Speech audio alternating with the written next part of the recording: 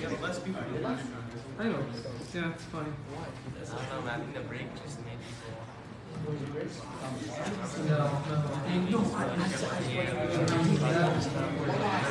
والصلاة والسلام على سيدنا مولانا رسول الله أشهد أن لا إله إلا الله وأشهد أن سيدنا مولانا محمدا عبده ورسوله صلى الله عليه وسلم. Alright. So I want to request Harris please to just do one of these sticky notes and give everyone one sticky note please. Yeah, everybody please, if you don't mind. Do you want to give it someone else? They give it to sisters. Yes. I'll just give them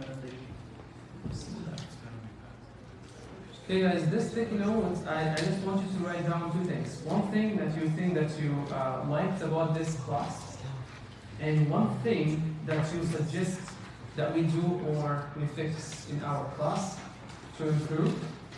Yeah, people are coming late here. Okay, I want you also to give me some suggestions, especially on how to make sure that we have more people attending. For me personally, I will be giving the class even if one person is here. I don't care how many people attend, right? But I know it's difficult. I know there are some different reasons why people might not show up sometimes. Number one is because sometimes it can be overwhelming, right? You just feel that you just want to lie down and go on your Facebook and your social media accounts. You're exhausted, maybe it's your weekend, you don't have to come to class on the weekend, right? Sometimes that could be a reason. Sometimes somebody can be sick, can be traveling as well. Now it's the summer and everybody's traveling. I totally understand that completely. That's why I record the classes, because as I always say, you are more important to me than I am to you. So I want you to be here. If you feel that you cannot make it, I'm coming to you. Like if you cannot come here, I'm coming to you, online. And I will bother you on WhatsApp, right? I knew from the beginning attendance is not going to be something that everyone's going to be able to do. I totally understand that. But the main part here is to listen to the recordings. Thank you. Listen to the recordings and make sure to take notes and make sure to listen to the revisions and the summaries we sent on the WhatsApp group and take the tests, right? I want you to write down two things. Number one is, what do you think you liked about the class? Of course, there is a pizza. You can write pizza if you want. This pizza. And one thing that you think that we can improve on, especially your suggestion on how to have more people attend the class, right? I don't want to force people. We can give marks on attendance, and then it's going to be a requirement, right? But I don't want to really make it hard for people. As long as they're WhatsApp group and listening and taking the test, but I don't want to be talking to myself here. You know what I'm saying? And at some points, I can make it as a requirement. In this case, you all have to attend, guys, right? So give me suggestions. Do you think it should be a requirement for attendance? Do you think it should be a requirement? Yes or no? Without valid excuse, no. But if there is no valid excuse, do you think it has to be a requirement? Yeah. Okay, how can we manage it? Okay, so we're going to do this, guys. We're going to do this as you suggest. Number one, attendance has to be a requirement, right? How can I manage it? Huh? Like, how can we, what is the percentage of attendance? And like the percentage from your overall mark. How much should it be? Just tell me, like, please give me suggestions. 5%? 5% is a good percentage? I said 20, 25. 25. So what's the point of the requirement? 20%. Might as well not show up. 40%. So let's say the attendance shouldn't be required. Should it be a requirement? No. So what if we come to a point that there's nobody showing up? I mean, I don't think it's really going to happen, but what would we do if nobody showed up? What if we just have it as a requirement? Everybody comes, but the people who don't come, they write the excuse. And if they don't do the excuse for maybe like 3 times they miss a class, and without an excuse, it's maybe give them a warning. And if they just don't, you kick them out of the class. But if they're not serious about it, you have taking them out is not. If they are not serious, I'm gonna fix them. You have to be serious. Okay, if they want to take this approach, nobody's gonna attend. You need to focus more on like incentives and bringing people to the masjid and less on like requirements and stuff. Because that's just gonna drive people away. Just like making it hard. Okay, so we're gonna vote on what in the WhatsApp group and see what people say. We'll ask if it should be a requirement, and if it's a requirement, what is the percentage of the mark, the overall mark that should be on attendance? Because taking the test is a requirement for you to take in certificate. Memorizing all the hadith is a requirement for you to be able to take an Ijaza, right? So that is the requirement for sure. But we'll talk about attendance, inshallah. Okay, this is actually very typical. What's happening right now is very typical. You know what the Shaykh said to us in Egypt? I told you this last time. They made us sleep at the masjid. We used to live at the masjid, live there. We go to Al-Mansura in Dimir al-Adina, in a small city called Dimira. Assalamu alaikum, brother Sa'ad. Just pizza's here. Barakallahu feekum. Allah yajzak. We're happy. Look at the smile. MashaAllah. Is anybody able to grab the pizza, please? اتفضل يا شيخ. Can I just have some volunteers or TAs? Have TAs in this class, right? Okay, clear. I can help you. Okay, barakallahu feekum, for sure. Bismillah.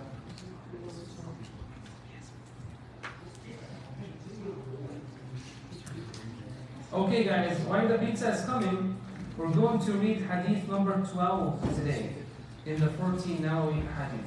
Shukran, jazakumullahu khairan. Of course, 3 for me and 3 for you guys.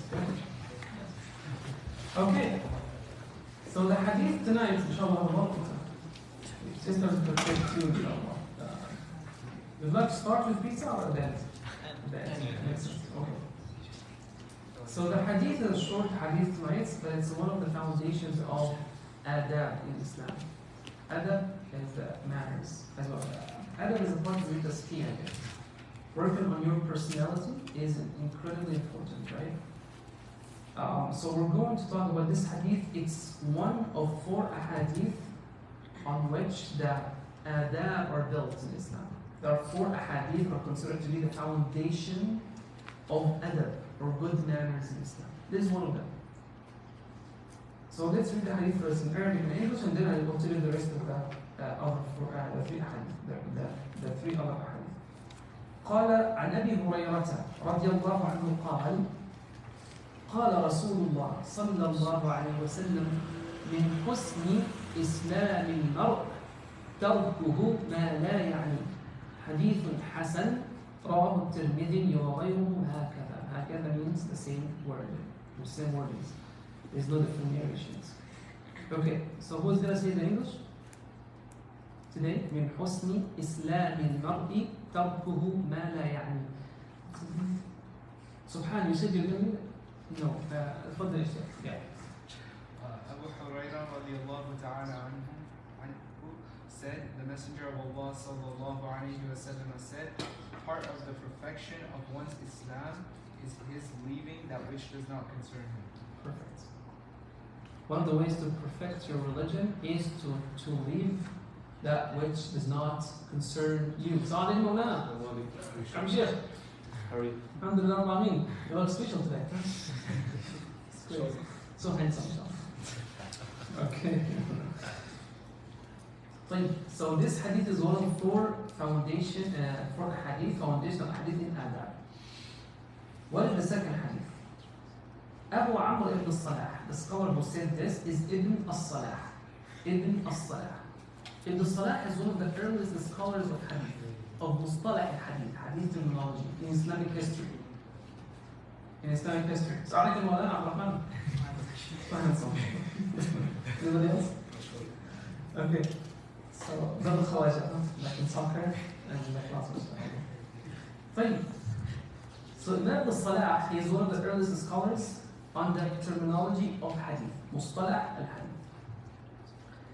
He said that جماع آداب الخير تتفرع من 4 أحاديث. The foundation of adab or akhlaq, manners in Islam, are 4 hadith. Number 1, the one that we're talking about today, من حسن إسلام المرء تركه ما لا يعني. Number 2, من كان يؤمن بالله واليوم الآخر فليقل خيرا أو ليصمت. The second hadith. Whoever believes in Allah and in the last day, let him speak good or remain silent. Yeah, mashallah. You guys are done with it? Well, it was earlier now. خلاص. So number 2 is من كان يؤمن. Please write this down in your test. So we have 4 hadith on which Islamic manners are built. If you want to learn Islamic manners. Number 1 is to leave alone that which does not concern you. You don't have to ask about things that doesn't concern you. We're going to explain what that means right now. It's our next hadith. Number 2, whoever believes in Allah and in the last day, let him speak good or remain silent. The third hadith on which Islamic manners are built, the third one is when a man came to the Prophet and told him, Ya Rasulullah, awsini, advise me. He said, La taghdab, don't get angry. So people who lose their temper regularly are not implementing the sunnah of Rasulullah. A husband losing his temper as his wife, a man and his kids, teacher and his students, that is not a part of the Islamic adab. So number 3 is La taghdab. That's the third hadith if you want to learn Islamic manners. So number 1 is to leave alone that which does not concern you. Number 2 is to speak good or be quiet. That's the second hadith. Number 3 is do not get angry. Control your anger. Number 4, the fourth hadith, لا يؤمن أحدكم حتى يحب لأخيه ما يحب لنفسه. That's a little bit deeper. The Prophet said, none of you will have a true iman until he loves for his brother what he loves for himself. Sallallahu Alaihi Wasallam. That is the fourth hadith. The fourth hadith on which Islamic manners are built is to love for your brother what you love for yourself.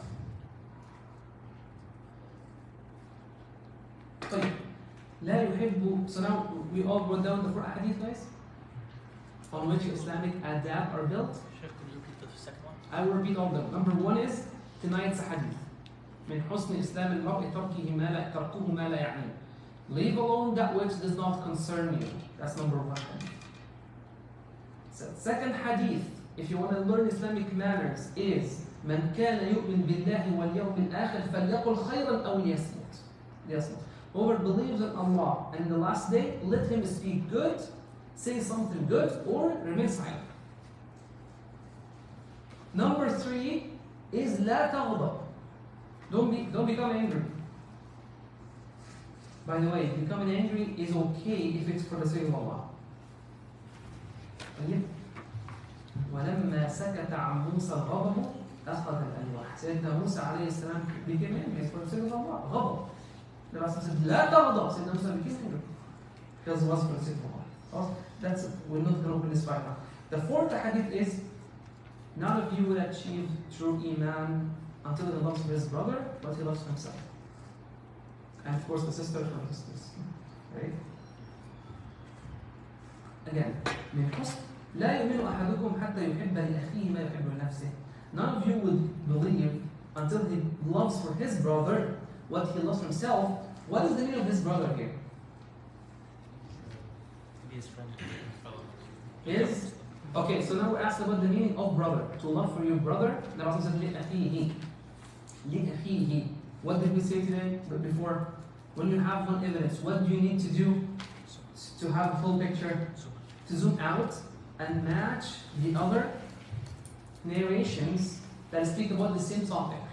So in this hadith, Rasulullah is saying, you have to love for your brother what you love for yourself to be a true believer.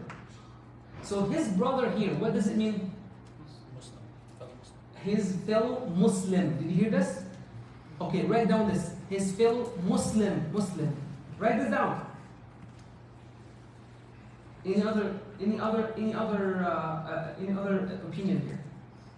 Somebody else has other opinions? حتى يحب لأخيه, to love for his brother. Any other opinions? Huh? His blood brother, right? Yes, his blood brother. Okay, this is another meaning. Write it down. Another meaning, Rasulullah said in another narration, حتى يحب لجاره. neighbors until you love for your neighbor what you love for yourself. Can my neighbor be a non-Muslim? You live in a non-Muslim country. This is the beauty of Islam. It's very beautiful. Because you live in a non-Muslim country. If you حب لأخيه, if Rasulullah meant you love for your brother, only your blood brother or your Muslim fellow brother, and you live here in a non-Muslim country alone, you're in trouble. I mean, how are you going to believe this hadith?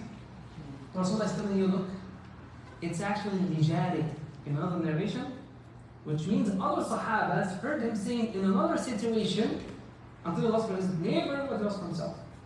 Look at the third narration. حتى يحب للناس ما يحب لنفسه. Until he loves for people what he loves for himself, unless they are enemies of Islam. It then comes from someone who spreads misconception about your religion and say, you know what, Rasulullah said you have to love for people, love for yourself, and then you support him. Not to that extent, right?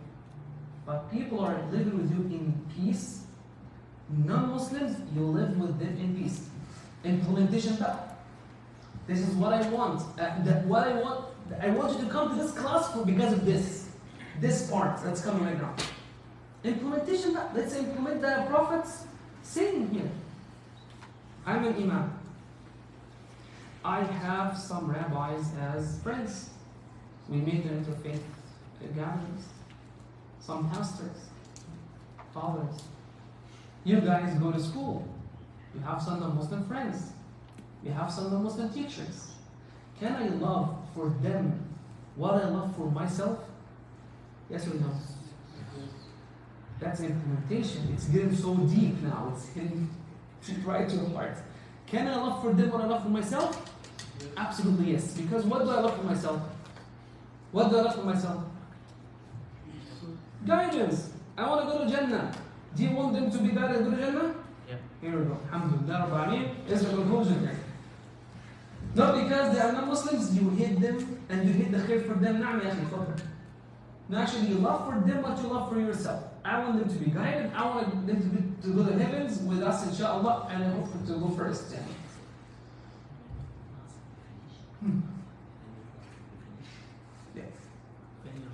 When? What time? I'm not sure what time, but after this I will be busy until Isha with them, inshallah. Just call me after Isha if you want. Or Monday between 11 and 2. Make sure it's not ready.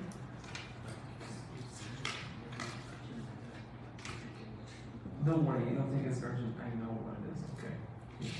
11 to 2, Monday to Thursday. Just call me. Please. Yeah. I'm busy right now. I have to finish the class.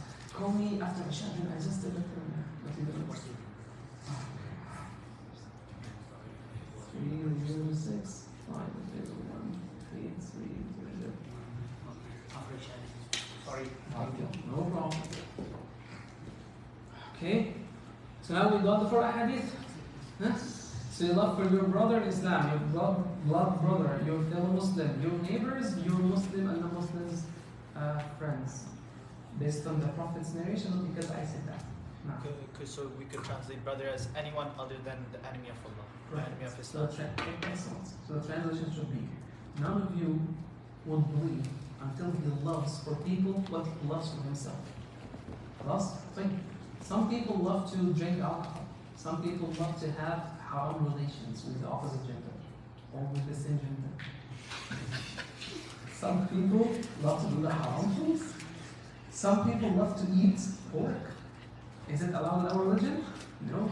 Can I love for people what I love for myself? In Surah An-Nasa'i, the other version says what?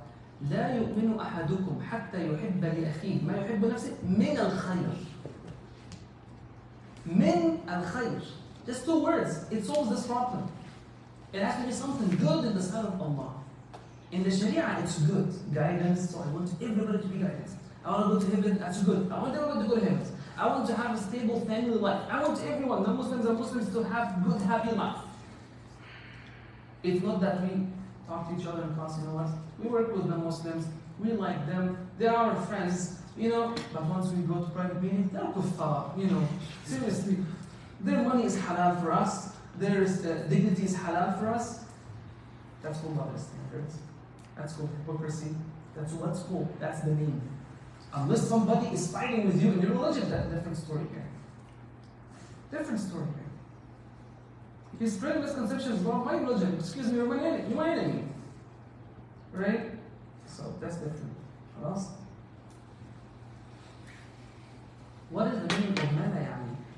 So the question here, what is the meaning of leaving alone what does not concern you? ماذا يعني بأمر الشرع.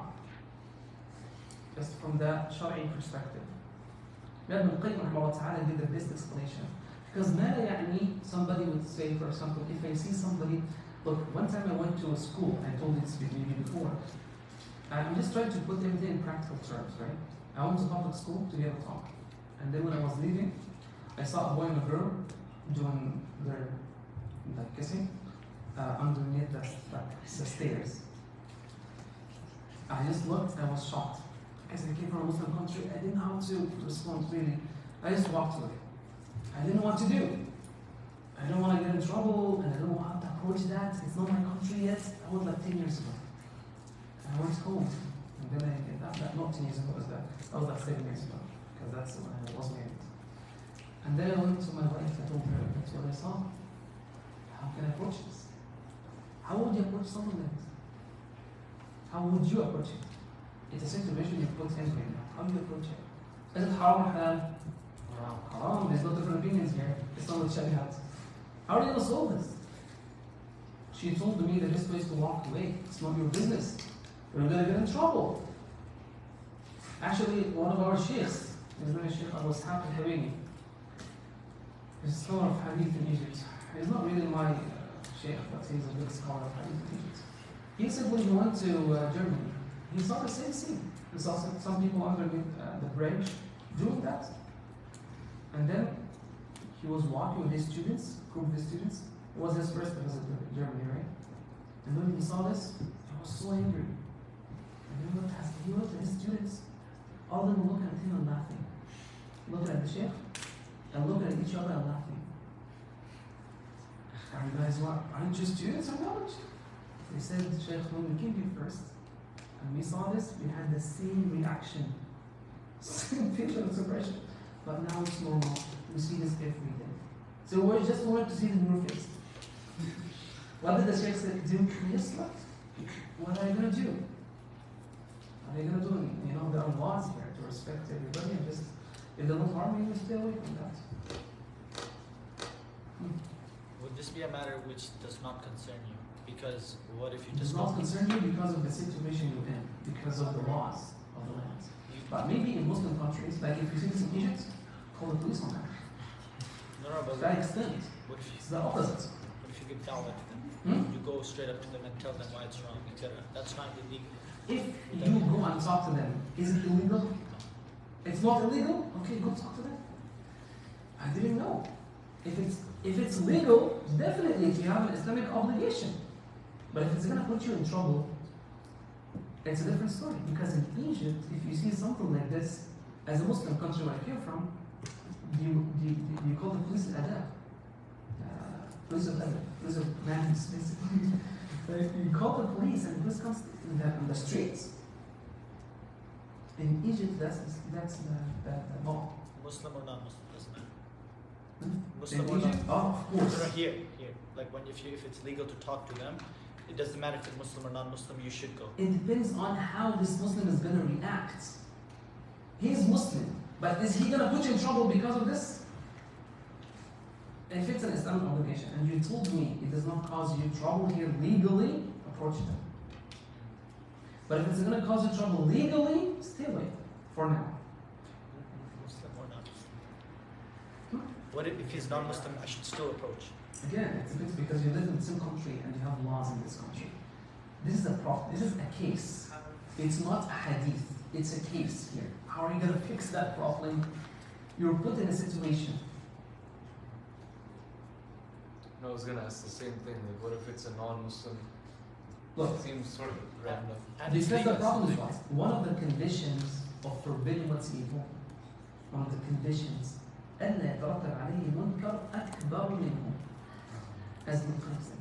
The problem is, the Qayyim said, that's good that's recorded, so you can hear this from you one day, listen to this, or watch this. Ibn Qayyim said, إن كان إنكار المنكر, if forbidding the evil, يستلزم ما هو أنكر, منكر أنكر, will lead to what is worse than it, a bigger munkar. فهو أمر بمنكر. He said, if you go to forbid what's evil, it leads to a bigger problem. You're now commanding what's evil. You're the one who is doing the munkar yourself, because you're causing a bigger problem here. And he said, فهو أمر بمنكر وسعي في معصية الله ورسوله. And disobeying Allah and His Prophet. Let's say somebody saw some people doing something he doesn't like, and he went to start beating them up on the street. What's going to happen? He's going to get taken to jail. He's going to cause problems to the Muslim community. They're going to come to the Imam. Look, this guy did this. How are we going to fix this? And they will have to speak to this guy to fix his problem, because he now caused a bigger problem. That's the problem here. So it's a situation. We need to solve a problem here. But do I have an Islamic obligation? Of course. But you have to work within the law. This is the trick. This is the main point here, the main difference between extreme groups and moderate or mainstream Muslims. Is the mainstream Muslims, they work within the law, but everybody wants to implement Islam in his life and in different situations. But the difference is, do you work within the law, or you go against the law and you do it anyways? You know what I'm saying? So if you see something like this, doesn't concern you or not, this is the problem. You need to evaluate the situation, and you try to, like a lot of times, how many times I see parents come to me, Sheikh, my daughter came to me with a boyfriend in the house. Have you ever heard of this before in your life? Yes, daughters can come into their homes sometimes if they don't have Islamic lifestyle with boyfriends, and we go together in private rooms. Can the dad do anything to that? Legally, can he? No. Okay, Islamically, is he supposed to do something? Okay, tell me the solution. Is it in his house? Tell me the solution, It's your job. because it's a problem. It's his house. It's your job. Sheikh, they can kick. He should legally he should kick them out the house. No, because if it's his house, Islamically it's your I blood. don't know if you can kick them out of the house, but the case I received, or one of the cases I received, is the dad cannot do anything. She can go to the police. Just keep her with her. And then The boyfriend is Trespass. So, why am I telling you these situations? Why am I telling you, I'm getting to the question now. Why am I telling you this situation? I have to challenge you, because you live in a Muslim country. You have Islam, and you have the law of the land. To you, if you were in Egypt, that would be very easy to explain this hadith. It would be very, very easy, because in Egypt that's called zina. They should be taken to jail in Egypt. That's a different country, different circumstances, different situations. How to implement this hadith is easy. In Saudi, it could be another implementation. I'm not aware of it in Saudi, but because I'm not from there. Right? But I lived in Egypt. I was born in Saudi, that's why I'm not aware of the laws there. Right? The laws here, you have to make sure you work within the laws. Now, It wasn't a question. It was basically the father can marry his daughter with the boyfriend. the father can marry his daughter to the boyfriend. What if that? Maybe the boyfriend is not interested. He doesn't want to get married, because marriage means commitment. Marriage means you're a man. You're not just a male, you're a man. You're willing to take responsibility and marry someone and live with that person and provide for him or for her and maintain her. I mean, him like a kid, right? Your child. Provide for her. Or for him is your son, right? Are you a man? That is the question. A lot of times, no, we don't want to get married. Lost. So again, This is people's personal life, but because it's related to our Islam, we speak about it. How can we solve it? It's difficult. You have to estimate the situation. Can you approach them? To what extent you can approach them without getting in trouble with the law? And can you approach them in a nice manner and talk to them and convince them? Perfect, the best approach. You didn't cause a fight, you did not hit anyone, you did not harm anybody, and you did not go against the laws. And everybody's happy. There's another approach here.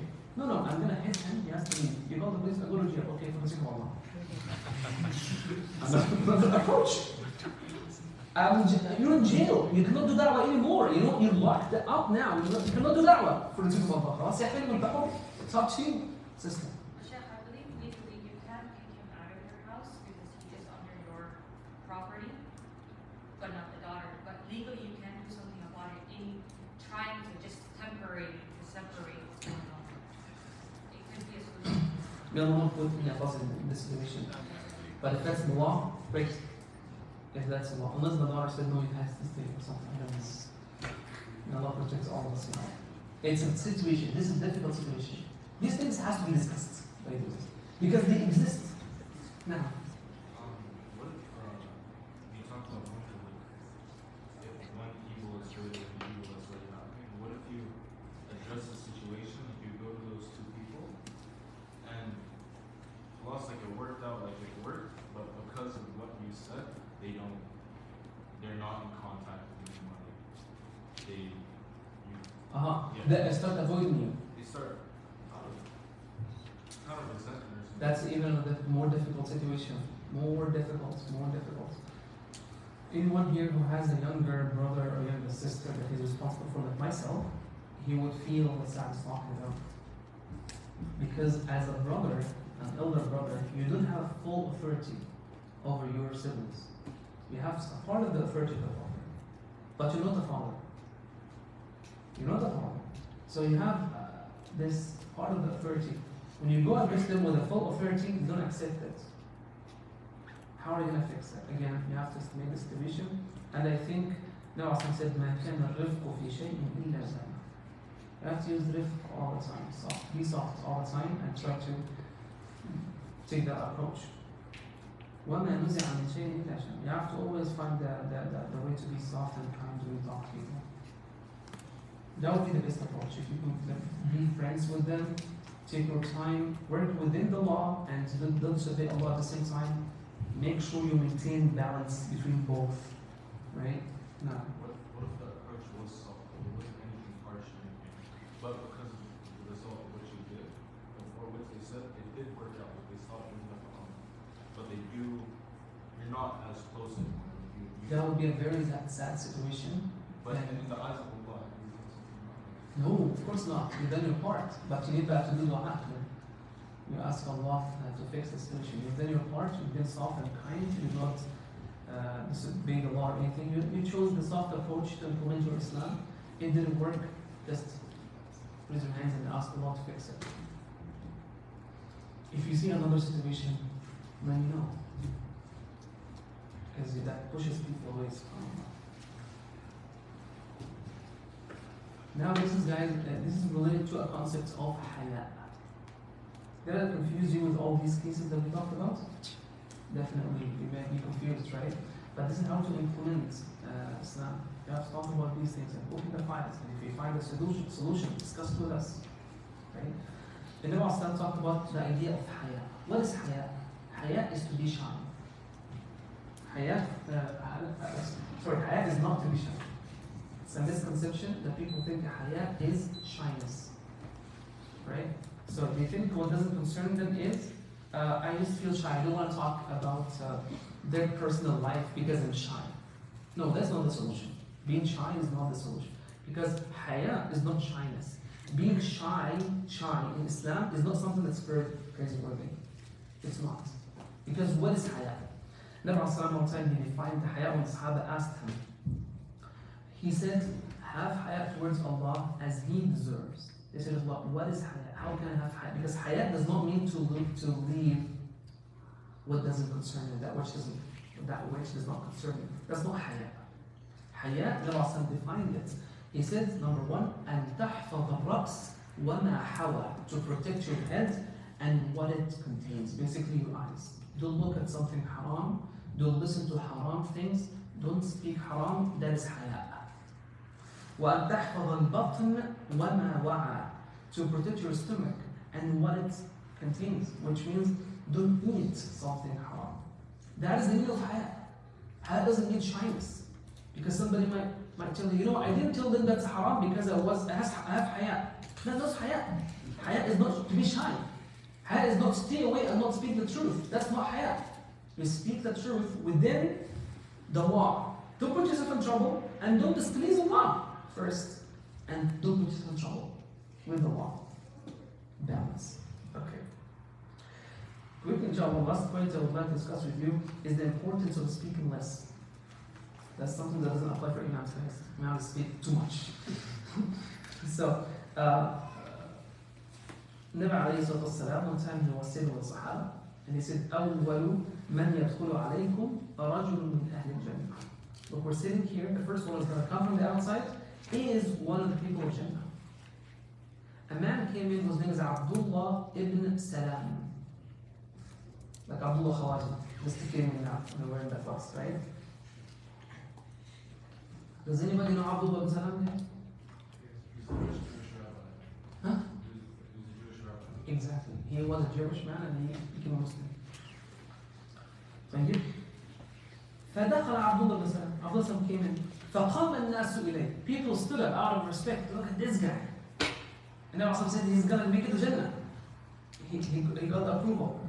فأخبروه. They told him what the Prophet said. وقالوا أخبرنا بأوثق عمل في نفسك. Tell us about the most righteous deed that you've been doing. What is the secret? Between Allah. فقال إن عملي ضعيف. My actions are so weak. Which means I only fast, I just pray 5 times. I don't pray sunnahs, I don't pray Qiyamul Layl. I only fast Ramadan. I don't fast voluntarily. I don't do much really.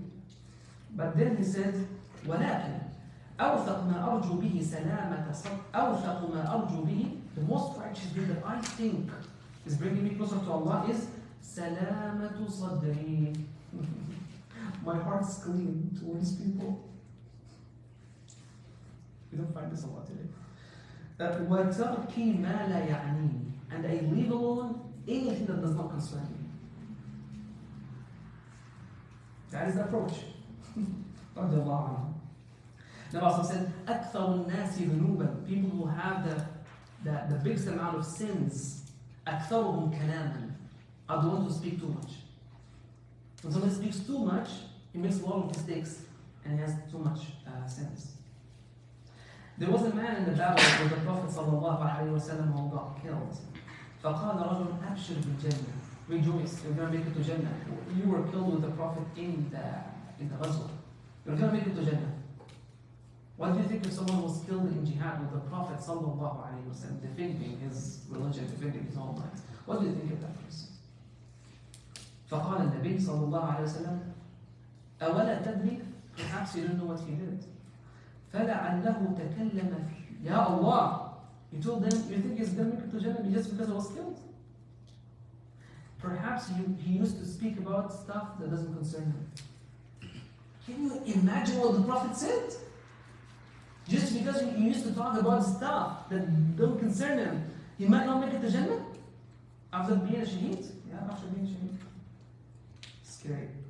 أَوْ بَخِلَ بِمَا لَا يُغْنِيهِ, or he was very miserly, he didn't used to give for the sake of Allah. Even though if what he was going to give is like very little, it's not going to make him ghani. But he used to always be miserly, he used to withhold, never gives for the sake of Allah. So maybe he was miserly. So 2 things can prevent us from going to Jannah. Number 1, speaking too much about stuff that doesn't concern us. Number 2 is being miserly and not giving for the sake of Allah. Nabi said, كُلُّ كَلَامِ ابْنِ آدَمَ عَلَيْهِ لَا لَهُ. Every single word a child of Adam says, a son of Adam says, it will be held against him. Anything you say is going to be held against you. It's going to be used against you in the day of judgment. But he made some exceptions. He said, except al-amr bil-ma'ruf. You know what amr bil-ma'ruf? commanding what's good.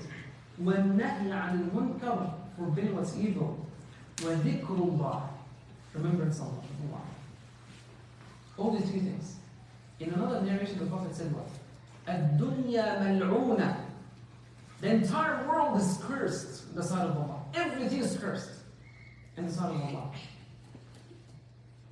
الدنيا ملعونة ملعون ما فيها, and what it contains, except ذكر الله, the remembrance of Allah. وما والاه, something that's similar to remembrance of Allah, like attending classes or doing da'wah. And then it said وعالما أو متعلما, an educator or someone seeking knowledge.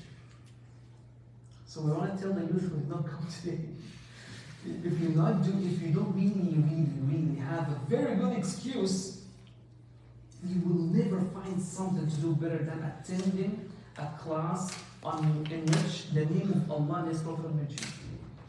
Nothing is better for you than this. You can think it's too hard, it's my weekend, it's too long class, whatever you think.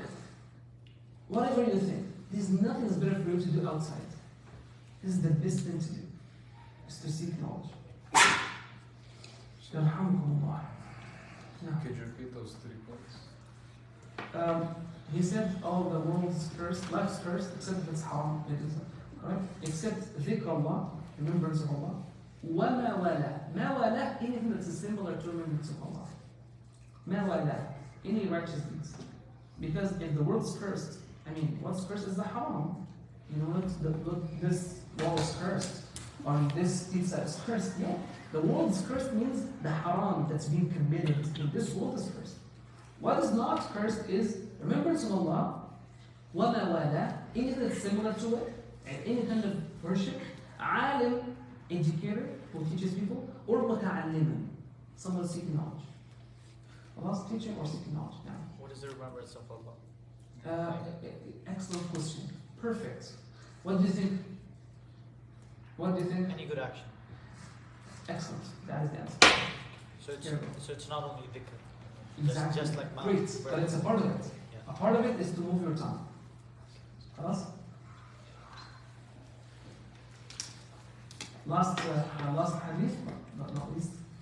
A man came to the Prophet ﷺ and said, Ya Rasulullah, inni muta'un fi qawmi. I have a position in my people. People listen to me. I'm a leader in my community. What should I tell them? فَمَا أَمُرُهُمْ. What should I command them to do? فَقَالَ مُرْهُمْ. Ask them to إفشاء السلام, to spread peace. We put another file here. Can I say Assalamu alaikum to non-Muslims? Yes. If you think yes, I can be just walking and they see non-Muslims, I can say Assalamu alaikum. Can I? If yes, raise your hands. If no, raise your hands. Okay, I'm gonna say it again. If yes, raise your hands. If no, raise your hands. Okay, we're gonna do research on that.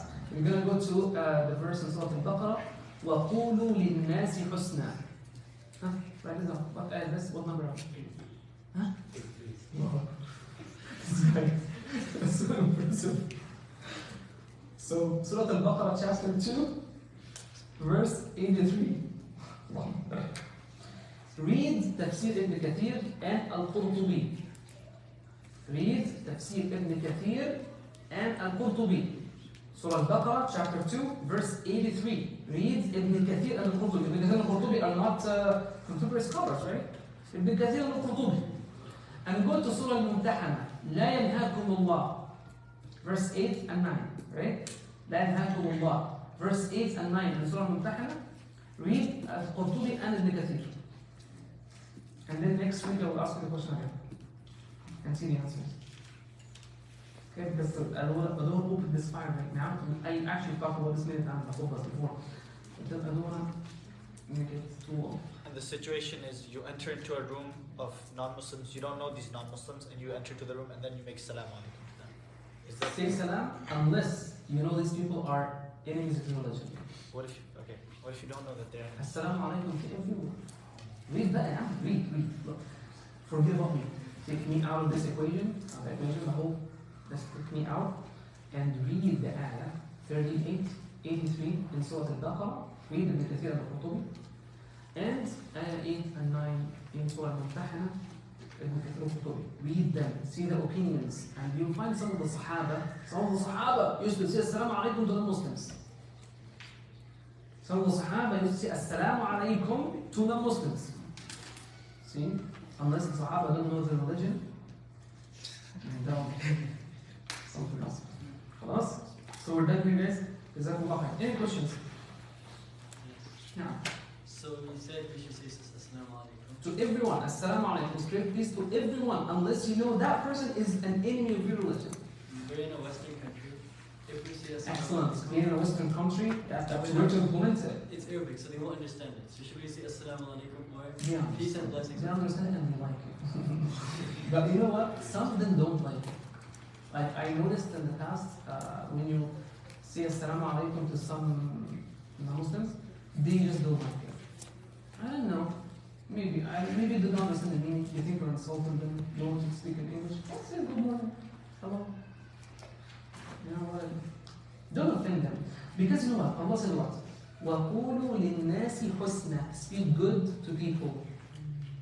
So speaking good, if you say Assalamu alaikum, peace be upon you, he doesn't like it. It makes him mad. So that's speaking good to people?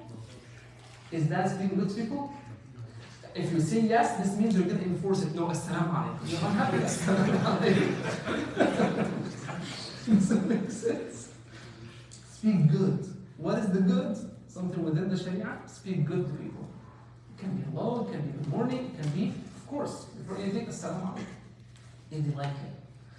I will tell you one more thing and I will conclude. It's going to surprise you, but you can be surprised if you want. You can go look it up. And Imam ibn Abdin, one of the Hanafi scholars, one of the leading Hanafi scholars, he said, if saying Ya kafir to non-Muslims offends them, you're not allowed to say the kafir. Okay? You go look it up back. Look it up back. Because you cannot be with someone in a meeting and tell him you're a kafir in his face. And then you smile at his face, a kafir. You're kafir. Because the word he receives, the word kafir, the way he perceives it is an insult. Because he is kafir to me. Kafir here means he denies parts of my religion. And I'm kafir to him. Because I deny parts of his religion. But we agree on certain things. So we both go far from the linguistic perspective. But if we say kafir to his face and he perceives it differently and he gets offended, you're not allowed to say that. Who said that? Ibn Abdin, not Muhammad. Is that like when during the Treaty of Hudaybiyah, one of the Qurayshi said, "Oh Muhammad," said Nabi Sallallahu Alaihi Wasallam, and the Sahaba got mad at him because he didn't say Rasulullah. Like he said, if I said Rasulullah, then I would. The Sahaba thought it was an insult, but he said, if he said Rasulullah, then they weren't arguing. Yeah, I mean, this is a similar situation, but it's a difference because at verse the Prophet said, لا تجعلوا دعاء الرسول بينكم كدعاء بعضكم بعضا. Surah Al-Nur. What verse is this? I know the surah, but it's verse 64. Because that's 64. Open the Mus'haf. Because last Friday I discussed 36. 63. So this one is 64. Please make sure. I want to make sure that I'm right. Just look it up. MashaAllah, yani. Okay, Jazakallah khair. You want to eat pizza, guys, now? Okay. سبحانك اللهم وبحمدك أشهد أن لا إله إلا أنت أستغفرك وأتوب إليك. If you want to turn on the AC, please feel free to do so. Isha is very soon, maybe in 30 minutes we can be done with the pizza. Ibrahim, can you please give these 2 pizzas to the sisters?